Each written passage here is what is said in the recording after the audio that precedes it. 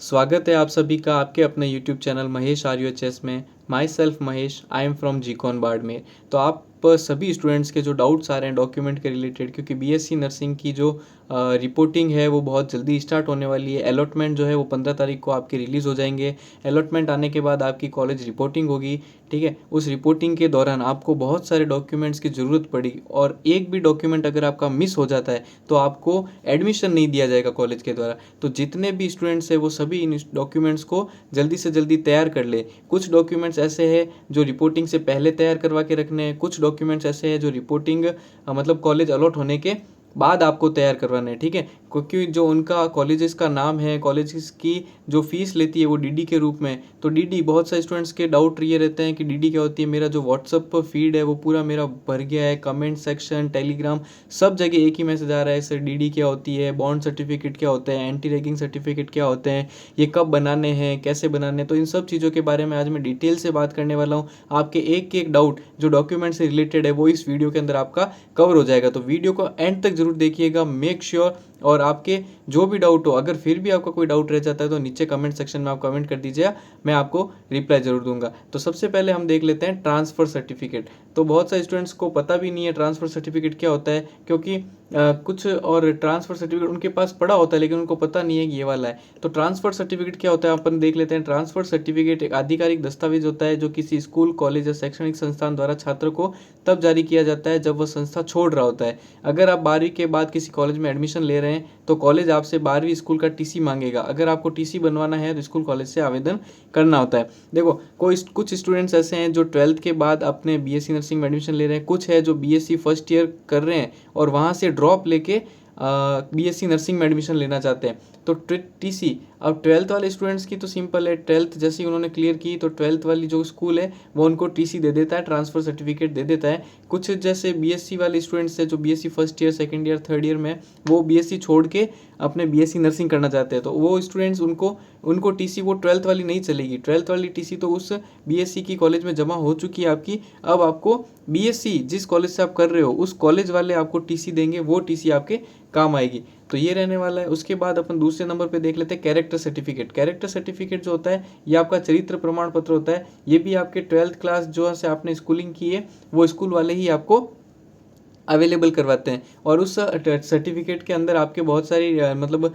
Important लिखा हुआ होता है, जैसे कि कैरेक्टर सर्टिफिकेट, चरित्र प्रमाण पत्र एक आधिकारिक दस्तावेज होता है जो किसी व्यक्ति के व्यवहार, नैतिकता और आचरण को प्रमाणित करता है। यह स्कूल, कॉलेज या सरकारी अधिकारी द्वारा जारी किया जाता है। कैरेक्टर सर्टिफिकेट, चरित्र प्रमाण पत्र एक आधिकारिक दस्तावेज होता है जो किसी व्यक्ति के व्यवहार, नैतिकता और आचरण को प्रमाणित करता है, ठीक है। तो आप समझ गए होंगे कि कैरेक्टर सर्टिफिकेट के अंदर आपके कैरेक्टर के बारे में लिखा होता है जो कि 12th क्लास जहाँ से आपने पास आउट किए वो स्कूल वाले ही प्रोवाइड करवाते हैं। तो इसको आप जल्दी से जल्दी, अगर नहीं है तो आपने जहाँ से स्कूलिंग की है वहाँ पे अप्लाई करके जल्दी से इसको ले लें।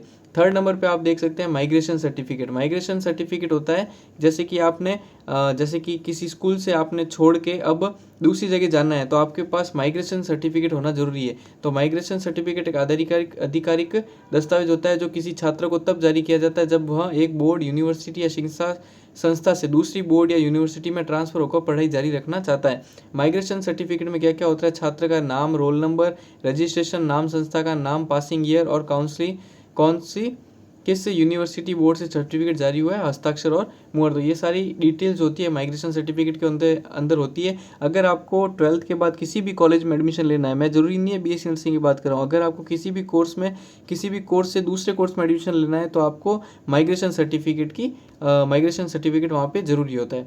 उसके बाद अपन आगे देख लेते हैं 4th नंबर पे 10th और 12th की मार्कशीट। ये तो आप सभी स्टूडेंट्स के पास होगी ही, जिसके पास नहीं है तो वो अभी जैसे कि आरबीएसई बोर्ड ले ले, जैसे अजमेर बोर्ड है, अगर किसी की 10th की मार्कशीट गुम गई है या 12th की मार्कशीट गुम गई है तो वो वहाँ से अजमेर बोर्ड में अप्लाई करके मंगवा सकते हैं जल्दी से जल्दी। अगर किसी के पास खो गई है तो वो मंगवा के रख दे, और इसके अंदर आपके पूरे स्कूलिंग का डाटा होता है, ठीक है। उसके बाद अपन देख लेते हैं 5th नंबर पे है आपके आधार कार्ड फोटोकॉपी। आधार कार्ड फोटोकॉपी आपको करवा के रखनी है, आधार कार्ड की 3-4 कॉपी करवा के रखना। कुछ कॉलेज वाले होते हैं वो 2 कॉपी लेते हैं, कुछ कॉलेज वाले 3 कॉपी लेते हैं, तो आपको उस हिसाब से आपको कंप्लीट करवा के रखनी है कॉपी, ठीक है। उसके बाद आपके 4 पासपोर्ट साइज फ़ोटो चाहिए होंगे। उसके बाद आरयूएचएस का फॉर्म, जो आरयूएचएस का आपने फॉर्म भरा था उसकी एक कॉपी, एडमिट कार्ड उसकी कॉपी, रिजल्ट की कॉपी, आपको जो रिजल्ट रहा था आरयूएचएस का उसकी कॉपी, फीस चालान कॉपी, जो फीस आपने फीस भरी थी 550 रुपये का जो चालान काटा था ना, उसकी कॉपी भी यहाँ पे चाहिए होगी। और उसके बाद लास्ट में आपके चाहिए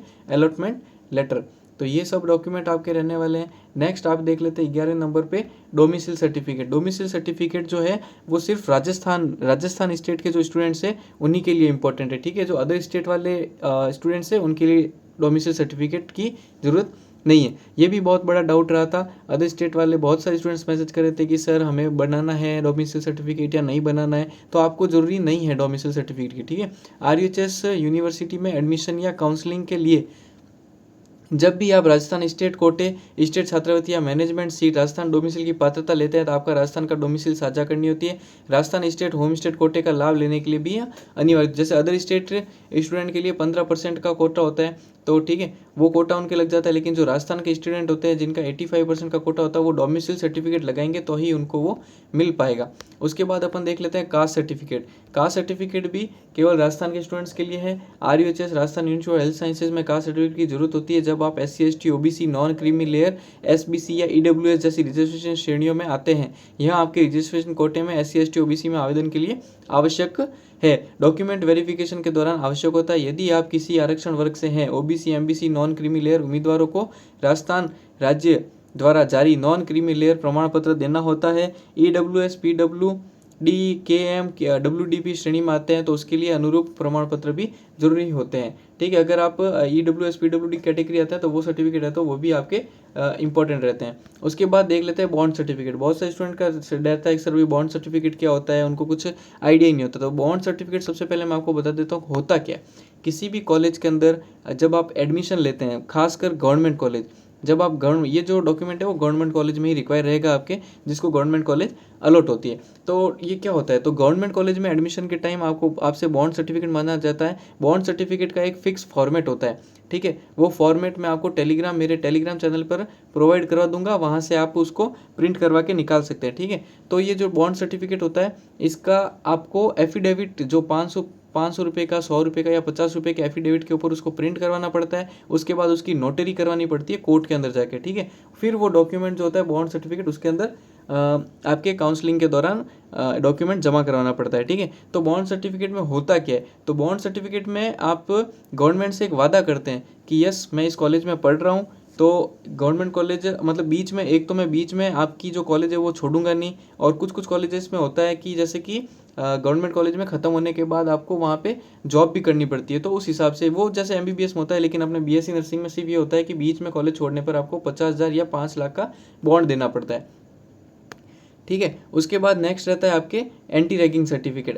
एंटी रैगिंग सर्टिफिकेट होता है कि आप कॉलेज के अंदर जैसे कि आपने कॉलेज में एडमिशन लिया तो आप ये मतलब राजस्थान सरकार बनवाती है। UGC और सुप्रीम कोर्ट के आदेशानुसार सभी कॉलेज को ये सुनिश्चित करना होता है कि कोई भी स्टूडेंट रैगिंग न करे, इसलिए हर स्टूडेंट और उनके माता पिता से एंटी रैगिंग एफिडेविट लेना अनिवार्य है। RUHS से एफिलेट सभी कॉलेजेस में यह सर्टिफिकेट जरूरी होता है, ठीक है। एंटी रैगिंग सर्टिफिकेट देने के बाद आप किसी भी स्टूडेंट की रैगिंग नहीं कर पाते। वैसे भी BSc नर्सिंग में रैगिंग कम ही होती है, लेकिन कुछ कॉलेजेस में होती है। तो उससे ये जो UGC की गाइडलाइन है और RUHS की गाइडलाइन है कि वो एंटी रैगिंग सर्टिफिकेट आपके लेते हैं। उसके बाद नेक्स्ट रहता है आपके हेल्थ सर्टिफिकेट। हेल्थ सर्टिफिकेट जो है वो गवर्नमेंट कॉलेज में आपके ज़्यादा इंपॉर्टेंट रहता है। बाकी प्राइवेट कॉलेज में आप नॉर्मल किसी भी गवर्नमेंट हॉस्पिटल से बना के लेके जाओगे तो चल जाएगा। लेकिन अगर आप गवर्नमेंट कॉलेज में एडमिशन लेते हो तो आपको जिस गवर्नमेंट कॉलेज में एडमिशन मिला है उसी गवर्नमेंट कॉलेज के डिस्ट्रिक्ट हॉस्पिटल से आपको ये हेल्थ सर्टिफिकेट बनवाना पड़ेगा, समझ गए। जैसे ये होता क्या है, तो RUHS हेल्थ सर्टिफिकेट क्यों जरूरी है कि यह साबित करता है कि स्टूडेंट को कोई संक्रामक रोग, मानसिक समस्या या गंभीर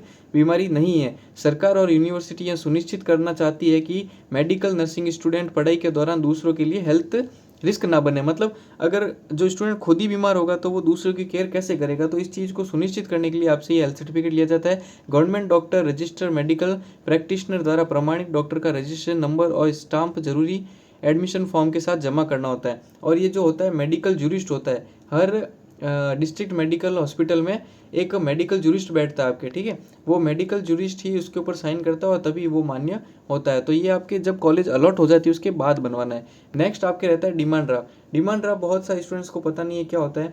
तो प्राइवेट कॉलेजेस के अंदर तो जो कॉलेजेस होती है वो फीस जो होती है आपकी वो कैश या ऑनलाइन किसी भी माध्यम से या चेक कैसे भी ले लेती है। लेकिन जो गवर्नमेंट कॉलेज है, गवर्नमेंट कॉलेज के अंदर आपकी जो फीस होती है वो डिमांड ड्राफ्ट की तरह ली जाती है। तो डिमांड ड्राफ्ट क्या होता है? डिमांड ड्राफ्ट एक प्रीपेड पेमेंट इंस्ट्रूमेंट है जो बैंक द्वारा जारी किया जाता है। इसका इस्तेमाल सिक्योर पेमेंट के लिए किया जाता है, खासकर जब आपको किसी संस्था या कॉलेज को पैसे भेजने हैं। कॉलेज फीस जमा करने के लिए आरयूएचएस काउंसलिंग में, ठीक है, आरयूएचएस काउंसलिंग में भी इसकी फीस जमा करने के लिए डिमांड ड्राफ्ट लिया जाता है। तो डीडी जो होती है वो आपके बैंक में बन जाएगी। जैसे आपने बैंक, आपकी फ़ीस जैसे कि मान लिया 50,000 है, ठीक है, गवर्नमेंट कॉलेज की, तो 50,000 की फ़ीस जो है वो आप डीडी बनवा लीजिए। और डीडी तभी बनेगी जब आपको कॉलेज अलॉट हो जाएगी। कॉलेज अलॉट होगी, फिर उस कॉलेज का नाम होगा, जो बैंकिंग नेम होगा, वो बैंकिंग ऐप आप बैंकिंग नाम कॉलेज से लेना और फिर उस डीडी के ऊपर उस बैंकिंग नाम को लिखवाना, तब आपकी वो डीडी मान्य होगी। ठीक है, तो ये सारे जो आपके डाउट्स थे वो सारे मैंने लगभग क्लियर कर दिए हैं।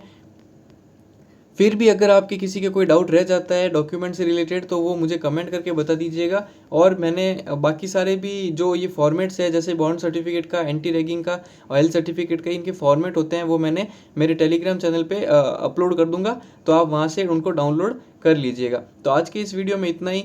Thanks for watching. Don't forget to like, share and subscribe.